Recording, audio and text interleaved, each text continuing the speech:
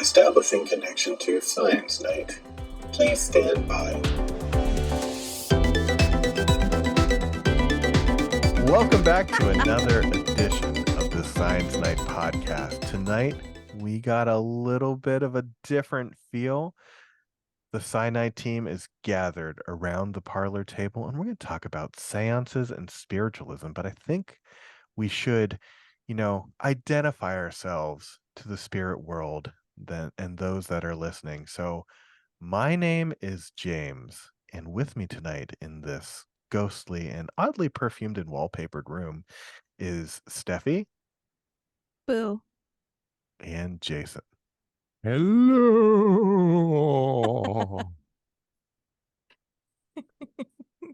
So like I said, we're talking about spiritualism, and there's a lot going on when we talk about that word. You could think of a lot of different things. So let's actually be good communicators and define what we're talking about. I am talking specifically about the 19th century belief that one could communicate with the dead through a variety of means, most often a medium of some kind. And we're going to talk a lot about that later. But I think first, we got to talk about these wacky Victorians, right?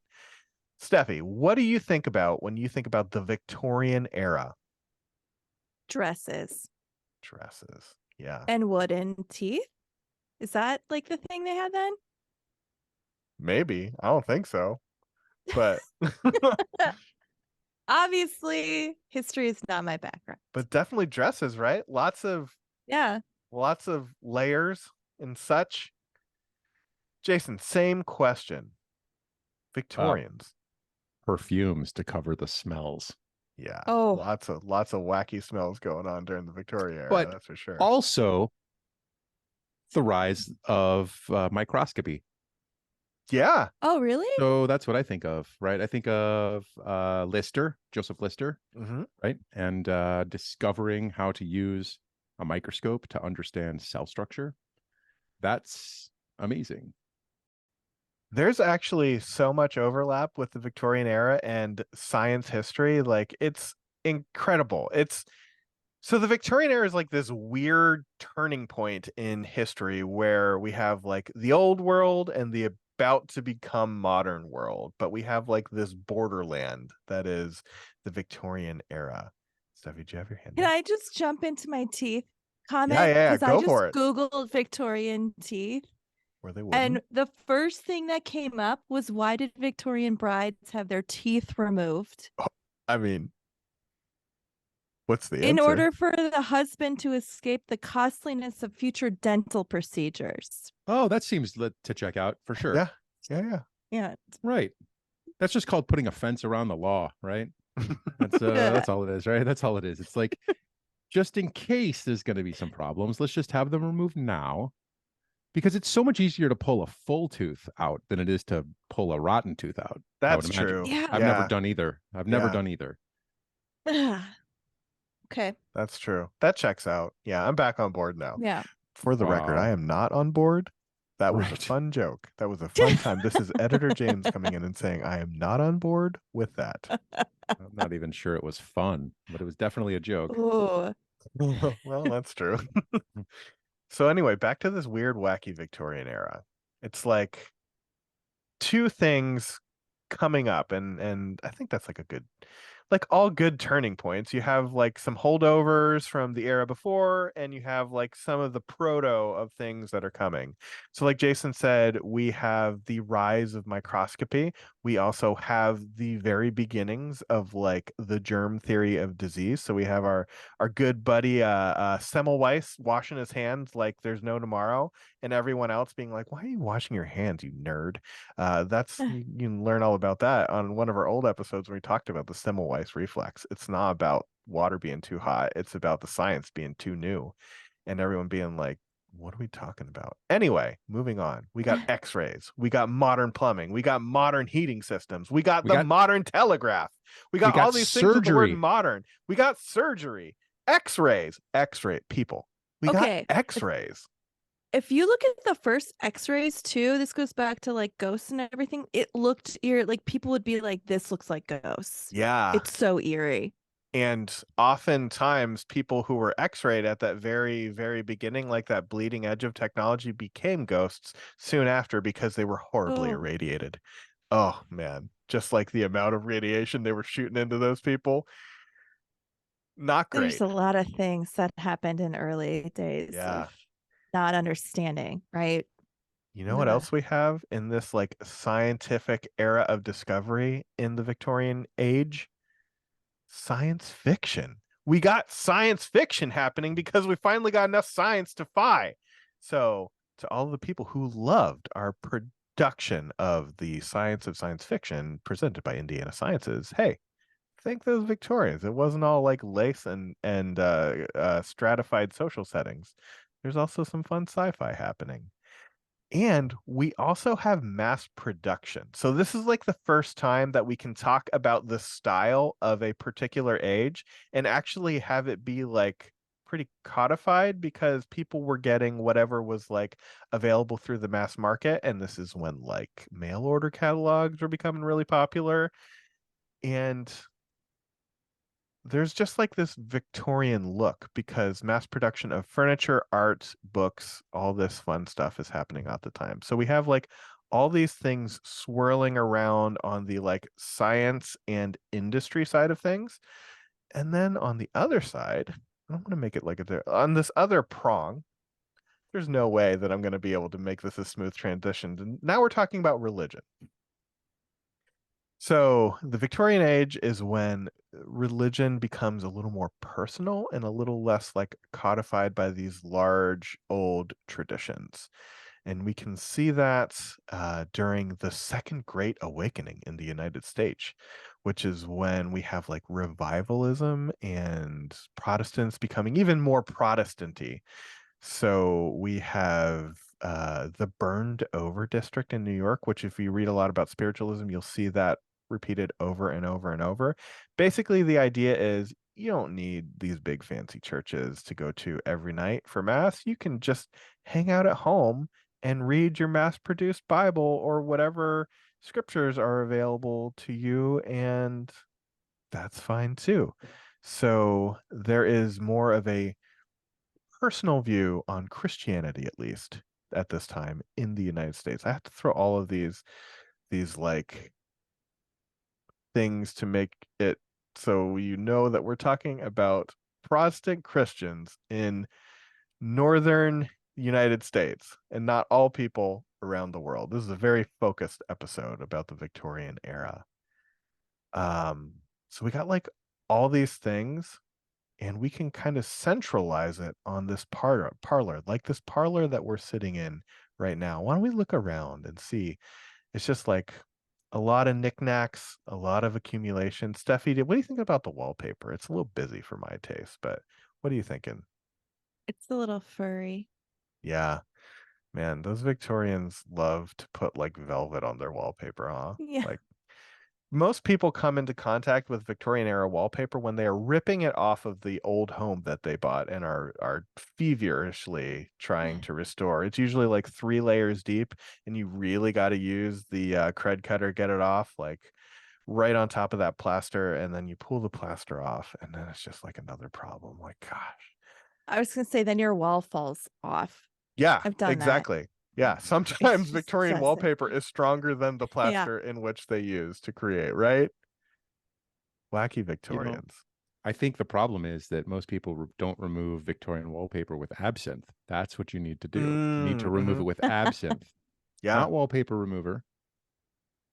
Yeah, we just need to go back to Poe and listen to what he said about absinthe and wallpaper, right? That's what he was taught. That's what the Raven was about, is about wallpaper removal. That's right. That's right. It was like, I'm going to put this absinthe on the wallpaper, and that wallpaper will be there nevermore. Mm-hmm. There. Boom. Checks out. Solid. Solid history. We're going to talk about this Victorian parlor, but this is usually when there's going to be like a disembodied voice coming in and saying something clever like, all these external factors are manifesting internally within the Victorian parlor, that crossroads of culture for the era. But here's the thing where we gotta throw a bunch of caveats up. This is happening in the parlors of very, very wealthy people in the Victorian era, where they can accumulate all of this accumulation that the textbooks will like to talk about.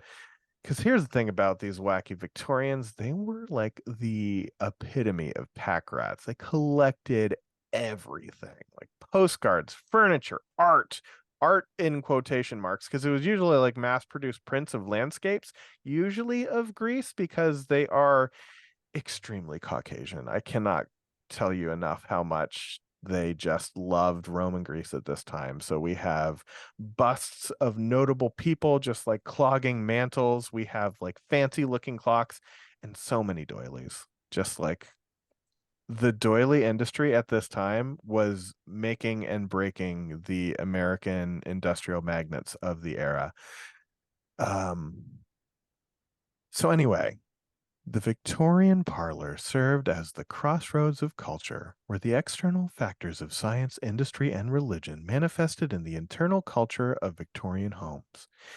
It wasn't uncommon for religious text to sit next to scientific text, combined with artwork showing classical landscapes, carving of prominent figures, and so much wallpaper.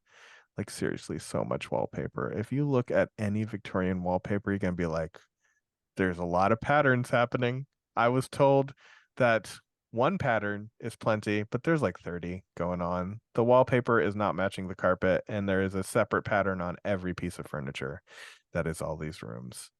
So how would that go with you guys' design aesthetic? Do we think we need to bring back the Victorian era design motif of just like packing as much stuff into a room as possible and then putting doilies on everything? I'm not into the packing as much stuff, but I'm kind of digging the mixed patterns. Mm-hmm. Mm-hmm. Yeah, I'm with You you. know, And the textures, it's really about the textures. Those patterns Yeah. are, it's not just differences in shapes, it's also differences in textures of Yeah. materials, right? And so I like that kind of stuff. It's like it would be like the mid 1990s college version of that was like the Bob Marley blacklight poster that was felt. yeah, I know what you're exactly. talking about. Exactly. Why don't we Yeah. create that era parlor where it is just like blacklight posters, blacklights, a record player that is playing just, I'm assuming for you, Jason, is just the Grateful Dead. It's not a record player though. It's probably gonna be a cassette player because it's gonna be those live Yeah, recordings you talked about. that's right. It would be cassettes, Yeah. maybe CDs, but mostly cassettes. I mean, now we got to go down the line. Steffi, what is in your perfect parlor for building our own perfect parlor? Skulls. I like pattern. Yeah, I like pattern wallpaper. Yeah. Not real bats. That's Okay. where I draw the line. Sure. So like Had enough fake of bats. those. Mm-hmm. But Had real enough of those. skulls? Real skulls, but not real bats? No, they don't have to be real ones. They're not the Good. skulls. They're not the skulls of Thank your goodness. enemies. Yeah, right. and because it's Halloween time, those the skeletons that are not anatomically correct. You know what I'm talking about. Oh yeah, The ones like that the are in all the spider. stores. The Yeah, so like the spider, spiders, and then there's what else? The the crabs. snail. Have you seen the snail one? I have seen the snails. Yes. Yes. I like it. I'm all about that stuff. I think that's fantastic. Right? Yeah, it's just I'm chaos. surprised though. You don't want the skulls of your enemies on the wall there. I am surprised at that. I mean, I've known you for a while now, Steffi. Actually, it's going on it's been over 6 years now, I think. Yeah. Right? Which is crazy. I So mean, that's long enough. I've switched. Yeah, I've switched and made the switch recently. Not their skulls, but they can live in the agony of their own choices that they've made. Oh, I get it. So it's kind of like instead of to the death, Yeah. right? What was it from The Princess Bride? The skulls of her. To the pain. To the To the pain. pain. Thank you. Yes, To the pain. They can Yeah. go to the pain. There you go. And There burn we go. everything down. If only I was on a computer and could have Googled that while I was talking. to the pain I'm means also- the first thing you will lose will be your feet below the ankles, then your hands at the wrists, next your nose, Prince Humperdinck, There you go. and then my tongue, I suppose. I killed you too quickly the last time. There's the quote. I'm not going to keep that quote in because I went over it. Yeah, I'm also into the taking those landscape, mass produced things that they had in Victoria Age and like painting, burning, Godzilla, destroying Oh, I That'd be- robots, taking over the Speaking- town. Speaking of those wacky Victorians just invading our modern lives every time we think about it too hard, basically every recipe they make on Bake Off is coming from this era too. Your Bakewell tarts are happening due to the Victorians. That's right. Your GBBO just chiffons. started. Yeah. New season. So Steffi, I'm so glad you talked about skulls and not quite alive bats, because Yeah. we're going to move on and talk about another obsession. It wasn't just like chintz, knickknacks, and wallpaper. They were obsessed with death during the Victorian era. Like, they were obsessed to the point where a memento mori was something that was everywhere, which I'm going to translate that now. A memento mori means that you should be reminded of death. So skull imagery, photos or drawings of death masks, keeping of the locks of hair of recently deceased. Hair art was another thing that was really popular in the Victorian era, where they would take hair from dead bodies and create art from it. You can see lots of this in places because hair doesn't really decompose, so you can make art and keep it for a long time. Wow. Yeah. Is it And there because was- everyone was dying? Is that why Everyone. they were obsessed with it? So it's because everyone was dying, but it's because there was this book about how to die well. And it was called The Rule and Exercise of Holy Dying, a 1651 update for respectable Protestants by Jeremy Taylor of the much, much cooler sounding Ars Moriendi, which is the 15th century work that tells us how to achieve a good death. What do we think a good death is? For me, a good death would just be in my sleep. Yeah. That's what I Yeah, want. it just happens. It's not long and drawn out. Mhm. See, for me, it's kind of mean, like I'm one of the riders of Rohan going in to save Minas Tirith, but like not one of the ones that make it. It's like the guy whose horse gets shot and spins around. So you want to be the guy who gets crushed by a horse. Exactly. Yes. So have But you seen Very heroically, dramatic. but Have you heroically, and also Okay. a good scene. Yeah. have you seen But the horse got to be CGI. I don't want a real horse to get hurt. have you seen the show Oh, that's Reservation good. Dogs? What? Yes. Have you seen the show Reservation Yeah. Dogs? So Oh, they're- yes. So you're like the spirit guide, right? Yeah, Who, exactly. He doesn't who, make it to the actual battle, but That's right. He goes to fight Custer, but he ends up the horse ends up falling in a little ditch, right? And rolls over and crushes him to death. Mhm. Right. I feel like that's my spot, right? Like, I make the battle more cinematic in its like surge, but I don't want to actually hurt people, right? So I want to be really crushed by a CGI horse. I cannot stress enough how I don't want a horse to be injured in this either. Okay, so now we've got a lot of caveats. Yeah. Hey man, that's the James story. Anyway, basically, a good death is one that is witnessed and recorded so that the family could be certain of your eternal fate, and that the standard Victorian funeral ceremony could happen right afterward. So if you actually like Google Victorian funeral, like, it is elaborate. There is a lot of black dresses and black suits and black everything. There is horse-drawn carriages. The horses are wearing black plumes. There's Whoa. very fancy horse-drawn hearses.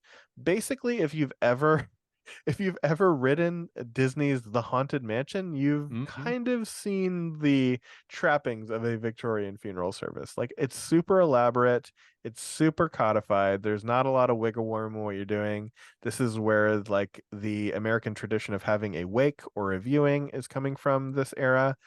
And this is like what had to happen for a Victorian family to kind of like be okay with the death? Because death was happening all the time. Like lifespans were kind of short. Industrialization was creating industrial accidents. New more means of mass transit means that mass casualties were happening for kind of the first time in this era at least. So death was something that was kind of like around. And very traumatic. Mhm. Like It could be.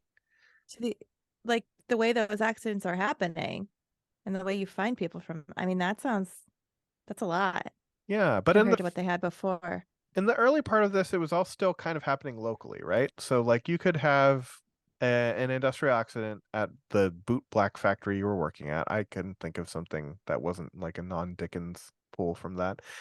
Uh, and it's still going to like happen in the town or like in your neighborhood or something like that. So your family can kind of like be there or at least like collect your body and have these funeral things. And again, like the very, very elaborate Victorian funeral services are again for the very, very wealthy. Other things are happening for less wealthy people, but there's still some kind of formal ceremony that even the less privileged are taking part in. This is also why like Victorian fiction is always so grim and dark. It's because people are dying constantly. There's all these images of death and dying everywhere. So this is like the era of Poe, of Penny Dreadfuls. Jack the Ripper is happening at this time.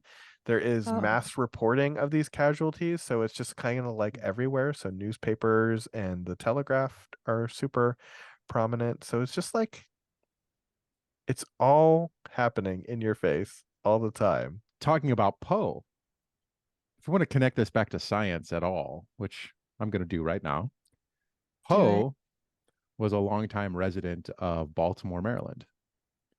And he died in Baltimore, in fact. He Mhm. died footsteps away from where my office was.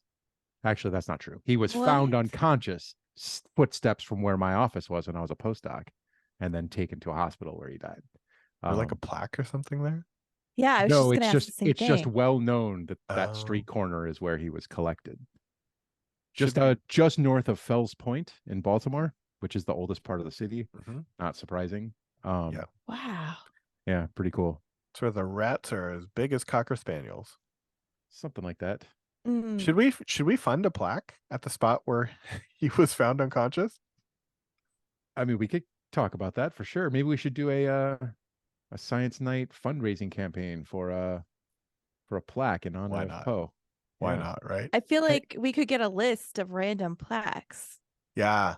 Oh, Yes. that's a good I idea. like that. Obscure ones. Mhm. I like it. Let's do it. Let's do it. Yeah. Okay. It's kind of like how Nick at Night went through and like put statues of beloved sitcom people in the towns in which they fictionally portrayed. Like you can go to Salem, Massachusetts and see the witch from Bewitched today. Nick at Night did that. But we can do it for weird, maybe sciencey, maybe not, maybe just Yeah, weird enough that we can do science a low adjacent. stakes, yeah, plaque. Yeah, Just like this episode, science adjacent. Right. there you go. Well, you know, there is a statue in Bloomington, Indiana, to Captain Catherine Janeway. Ooh. Really? Oh yeah, I'm gonna go see it. it's true. It I'm was probably installed not going to go summer. see it, but I'm glad it's 2020. there. It They was put unveiled in it. when? They put it in 2020. Speaking of lots and lots of dead people happening, so we said like, yeah, death is happening all the time, but it's kind of happening close to home.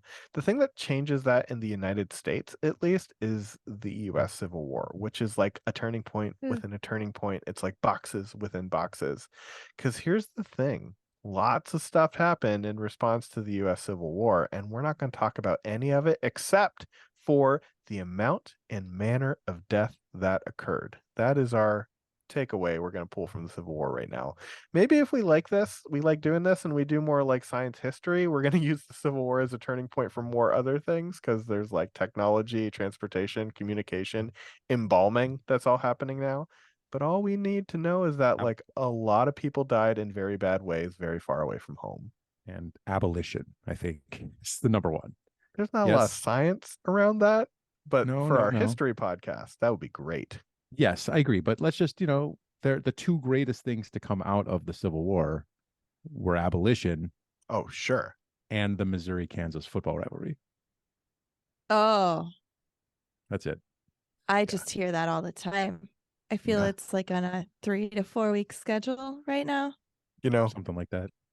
listeners would not know that we hear this all the time because I always cut it out, but but I think this is like 12 episodes in a row that Jason has snuck that rivalry into this. Just to So be I think clear, I'm though, gonna keep it in this time. This is the only episode where it was fitting. Yeah, very true. Yeah. And then I go home and tell my husband, and then he goes off on a rant. Oh no. Like I haven't heard it before. And I'm That's right. like, oh You no, should- it's please still reco- going. Please record that Right? as I the will. counterpoint. I will. Just So bring let- him on. Let's We'll talk settle it here Right? once and for all. Exactly. Let's talk about numbers. From 1861 to 1865, 620,000 soldiers died on the battlefield. That is not taking into account civilian deaths Oh or my gosh. enslaved people who died because they were not counted as soldiers because America. Wow. Usually, these deaths were happening far from home and in pretty gruesome manners. Basically, we are violating the Ars Moriendi during the American Civil War. So it was pretty common for soldiers to never return home, never receive proper burial rites, and for families to never receive closure. Basically, all a family member was going to get was a telegram, which is also a new technology, telling them that their beloved son or family member has died.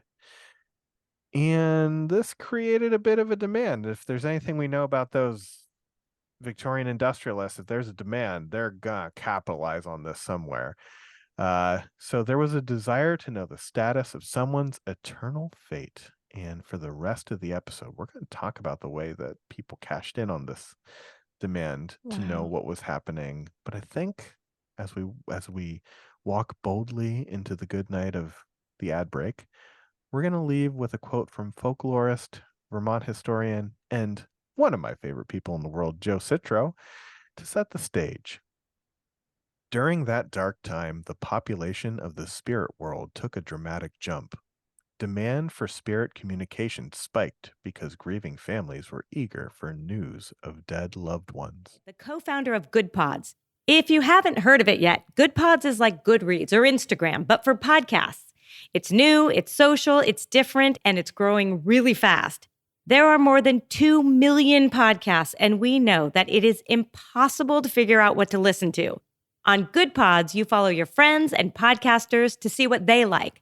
That is the #1 way to discover new shows and episodes. You can find Good Pods on the web or download the app. Happy listening. So we're back here in the parlor, sitting around this round table. I feel like maybe we should dim the lights and see if we can get any signs from the other side, because we're talking about spiritualism in this episode. So Why are the lights flickering? one may not know how people communicate through the veil, Dr. Dean. But what Or we maybe can, we got to update our electricity, our wiring, maybe if you get that fusion thing working, we could have a more right? sustainable and reliable grid. Wouldn't that be great? Right. Yeah. Is this parlor in Indiana? Because if it is, it's all coal generated. That's why it's flickering. Oh, Yeah, that's true. I mean, let's be real. A lot of these parlors were lit with coal gas, right? That was the natural gas of the Victorian era. It was all coal gas that was stinking up these parlors and making that making that wallpaper adhere so well to the horsehair plaster that was behind it. Should we talk about some prominent mediums from this time? So let's go back to our definition. Spiritualism means I think we can talk to the dead. And we're going to use this person called a medium. A medium could be an actual living person, or it could be some kind of spirit guide, which was something, or it could be the humble Ouija board, which came about during this time as well. You could use your little planchette to communicate with the deceased. So again, that's what we're talking about. So let's talk about two of the most famous media. There's a lot during this era. We'll talk about how effective their means of actually communicating the dead were, but we're going to talk about two of my favorites. And there's like a lot of stuff about these two called the Fox sisters. They grew up in Hydesville, New York, but they became really prominent in Rochester. You can see there's TV shows, there's movies, there's comic books, I'm going to link to some of the free things that you can see. There's a great podcast called the Foxes of Hydesville that you can go listen to. But basically, two young girls tried to communicate with the dead, and as far as they were concerned, they were able to do it in their what they thought was a haunted home in Hydesville, New York, and that scared the townsfolk to no end. They got run out of town. They got run to the more cosmopolitan and forward-thinking Rochester, New York, where they're able to set up shop in this Victorian home with a very, very large purpose-built Victorian parlor, so they could communicate with the dead of the thousands of customers. It is wild how much Oh money my gosh. they made. Thousands of people traveled to Rochester, New York. And this is back when Rochester was like cool and up and coming, and not like post-Kodak Rochester, which is kind of like not quite as nice. I'm sorry for anybody from Rochester right now. I love you. Rochester's still fun. Please don't yell at me. Anyway, what they would do is they would bring people into these parlors, and they would set the scene. They would lower the lights.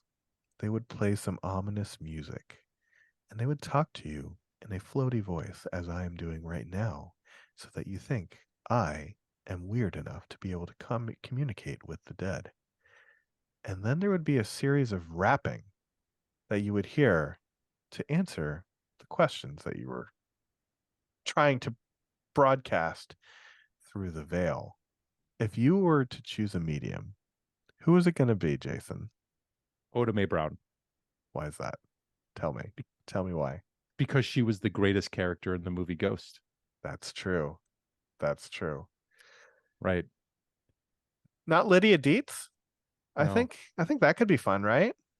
I mean, perhaps, but yeah, I believed it. Like, this was an Oscar-worthy performance from Whoopi Goldberg. True. And True. right. Ghost? Oscar winning, might Movie say, not Ghost? just worthy, Oscar winning. I mean, okay. I don't know that she should have won, but it was worthy of a win, maybe. Sure.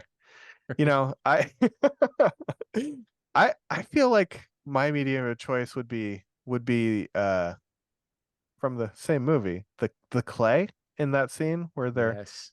forming the clay. Different kind of medium. Yeah. Mostly Mhm. because I just want Patrick Swayze to hug me, I've never seen that movie. I mean, now you gotta. We can have a I've reaction only, podcast of you. Right. Me going back and watching movies from the 80s and 90s Mm-hmm. that I missed, which is most of them. Yeah. Who do we want to contact? Who does Science Night want to talk to? And I feel like it'd be easy to be like, hey, we should talk to Charles Darwin and ask him what's up with his views on evolution or whatever. But that's not fun. That's not a fun answer. Jason, what do we think? That's a good question, actually. I would want to talk to Darwin, but the question I would want to ask him really is, did you read Mendel's paper that was in your desk? Ooh. You want to put him on That's- blast. Yeah, that's what I want to know. Did you read Yeah. it? Or like, hey, when did Alfred Wallace's paper really get to you? Right. I mean, yes, I would ask that too, but more than that, like as an academic, as an academic who came into this field in the late 90s, early 2000s, when we didn't have an easy way to store all of these reprints digitally, I had paper copies of articles that I photocopied in the library. And when I would go to the library to make these photocopies, I would photocopy, several papers at a time, and they would end up in a stack of papers that I needed to read. And that stack of papers would dwindle over the days. But there were times that paper on the top just got put on the bottom, right? And never just kept getting, kicked down the can, the can kept getting kicked down the road a little bit longer. And I'm just wondering if that's what happened with Mendel's paper, right? Did Darwin have it? He's like, I really need to get around to reading this, but like, I just don't have the time to put into this right now, or I don't understand this. I'm going to have to look this up, right? Well, I'm going to have to do that later. I don't have a copy of this book with me to make me understand it or help me understand it. So did it just keep ending up on the bottom of the pile? Or did he read it and did he file it away in his desk drawer because he didn't think much of it? So there we go. We got to get a medium. And then Chuck, you got some questions to answer here on Science Night. That's going to be our first Patreon sponsored episode. That's right. Us contacting Charles Darwin from Beyond the Veil. That's right. The real scoop from Charlie. Let's get it. Well, you know who was like really into spiritualism? Flawless segue incoming. Alfred Wallace. Oh, man, did he love spiritualism. And it wasn't just like him. It wasn't these like small town people either that were getting fleeced by the Fox sisters. Because guess what? All these mediums eventually, like, they got debunked. And with the Fox sisters specifically, it was them being like, "Hey, this is how we do it. We're gonna turn the lights on, and show you that there was just a person standing behind a wall smacking stuff. There was like a false wall that they could walk around and hit different things." Some people would have like a proto fog machine where they could make a little bit of mist. I don't want to get too much into the grossness of what some of these people did, but just Google ectoplasm and see what it was. No. I'm not going to talk about it. This is a for all ages podcast, but just Google I think it. we can all guess. Maybe. Yeah, but you have to make sure if you're going to Google it that you Google it and then ask for no results related to Ghostbusters. That's true. Right. Yeah, you do want to do that.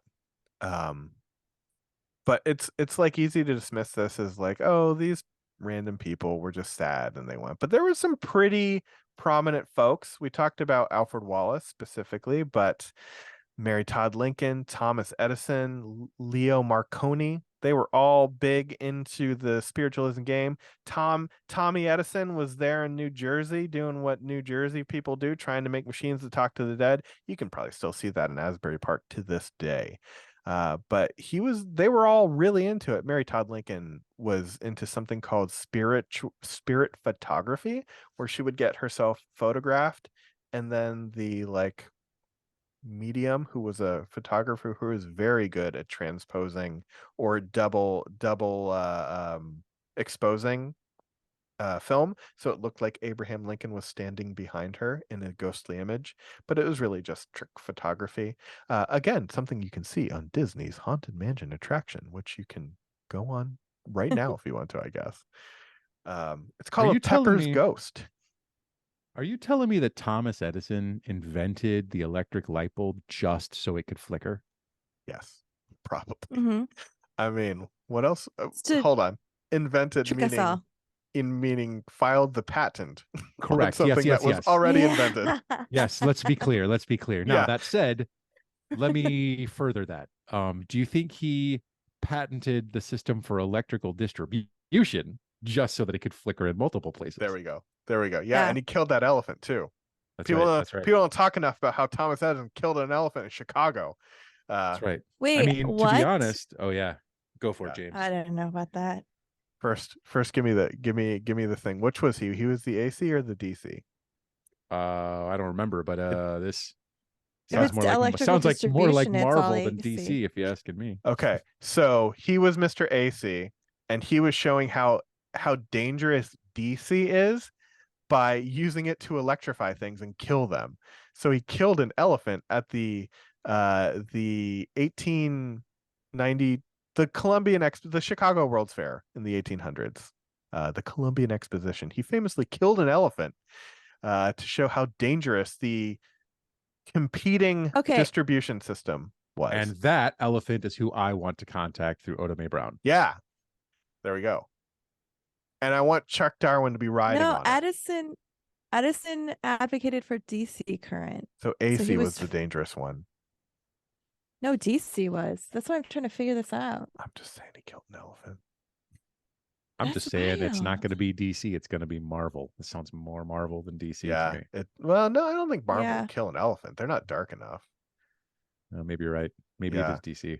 Like we would have to watch Infinite Elephants die, and also the Waynes. Also, they have to die. In every DC movie, there is the death of Tom and Martha Wayne and an elephant. That's right. canon. That's right.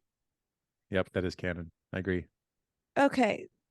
So I'm going to talk a little bit about Edison and scientists, just very Do briefly. it. Do it. So he killed that elephant because he was trying to prove that his method, DC current, was safer. And the reason being because he was saying AC current has a wider range of voltages compared to DC. Mm-hmm. So scientists, stop trying to advocate for something that you are studying. You should be advocating for the betterment of humanity Mm-hmm. and elephants. animals. Yeah. Do you think that would pass through There you Iacocca? go. Like, Steffi, I know you don't know what Iacocca is. Jason, do you think you could pass No. that through? Well, the establishment of Iacocca didn't happen until long after this. So Sure, yeah, exactly. it made it Yeah, through, right? Yeah. It wouldn't make it through now, for sure. It shouldn't make it through now.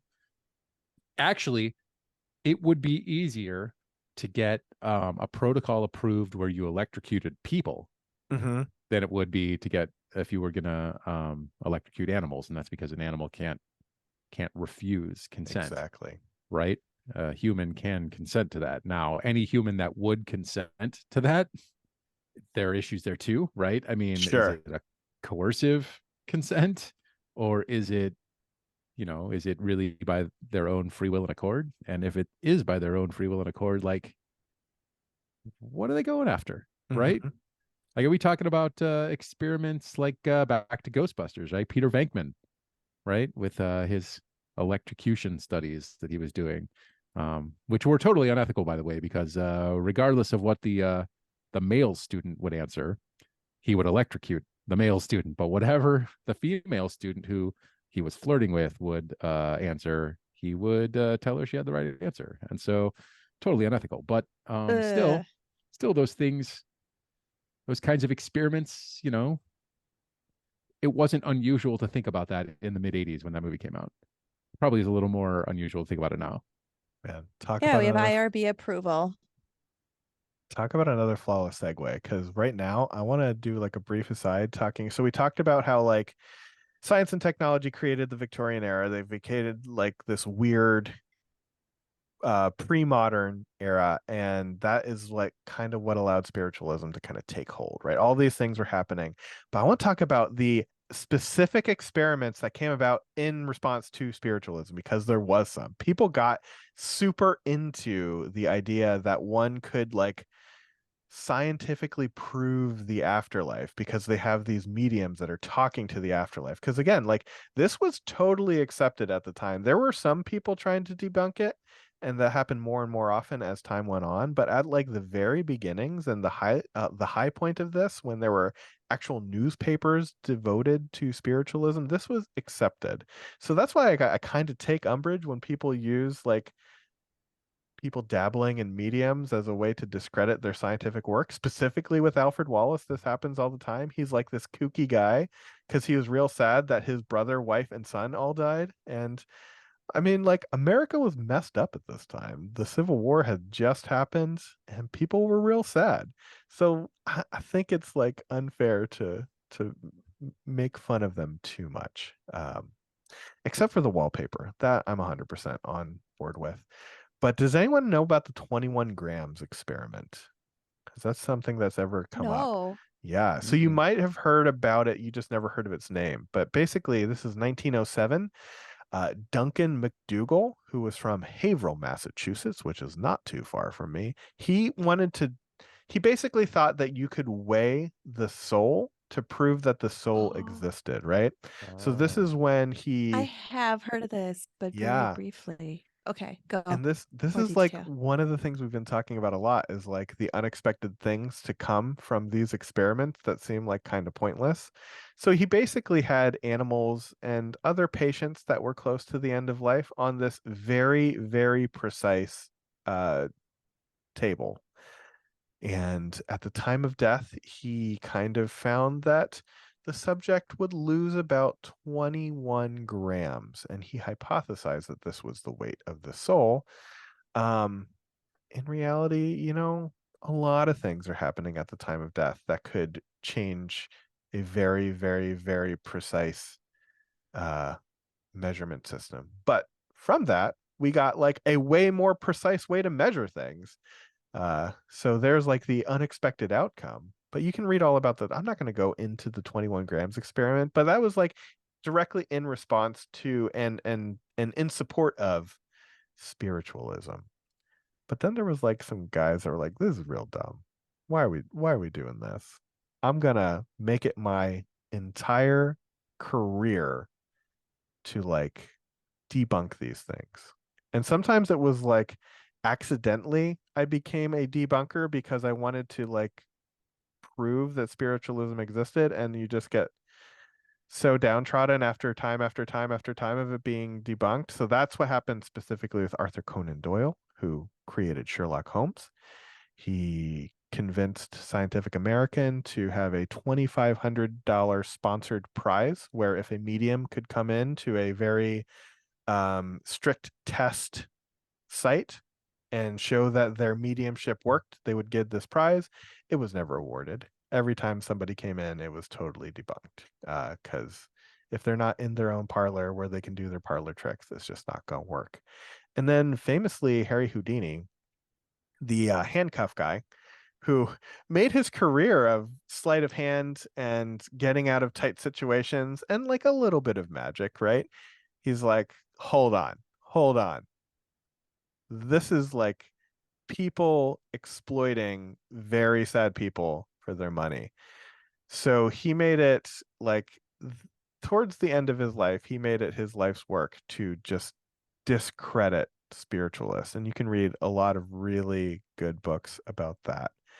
So I read an article about this, and Mhm. he told his wife that if you could communicate with the dead, and he was like you said, disproving it, he would try everything he could to communicate with her for like the 10 years after his death. And so she's like, yeah, I got nothing.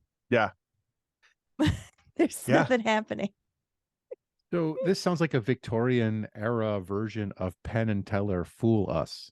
Kind of. Oh, yeah. Yeah. Except Houdini did have to die for the ultimate proof to be Right. had. But it is pretty much the same thing, right? Like it is yeah. The Penn and Teller did this. There's the entire who's the Skeptics Society guy that Randy? does this? Yeah, Randy. He does it with like mesmerists and everything. Because that's the thing, like spiritualism never really went away. We just call it different stuff. We call it like psychics, and we call it tarot card readers and palm readers. And now it's kind of like a more tongue-in-cheek thing. It's not, people aren't necessarily going in for readings with the idea that they're going to be able to assure the immortality of their loved one's soul. It's more of a fun thing. It's more of a parlor trick, one might say. My favorite term for spiritualism or for a medium is deuteragonist. What? Yeah, that is Okay. apparently. Where'd that word come from? I don't know the answer to that, but I do know that that is the title of Oda Mae Brown's character. He is a deuteragonist. All right. Does anyone have anything else to say about spiritual? I'm gonna keep that in for sure. Anything else before we bring it in for a landing? I think when people are experiencing death and missing their loved ones, and you want that reassurance, it's so sad that people take advantage of that. Right? Mhm. That's the bad part, right? It's not that people it's not that the grieving people would go and seek something like this out. It's that people would cash in on that. Yeah. Yeah. I mean, there's a lot that can be said about anything surrounding monetizing death. Oh my gosh. Yeah. I come from that world myself, from the funeral industry. But this seems even worse, right? Mm-hmm. Yeah. Yes, and I mean, listen, I don't agree with that at all. I mean, I agree with your point. I don't agree with monetizing death in taking advantage of people who are grieving. That said, you can make one can make an argument that this is a service that's being provided to them to help with their grief, True. right? Mm-hmm. I don't know that I buy that argument, but because I'm sure it's more of a capitalism thing than anything else, right? Mm-hmm. But there is a service that's being provided, right? It might help with grief in some way. Well, and to like give a little bit more credit back to those wacky Victorian mediums, that's what their argument was too. They were doing something that they knew was fake, but they saw it as helping people in their community. That's at least what they were saying, but they were also becoming very wealthy doing this.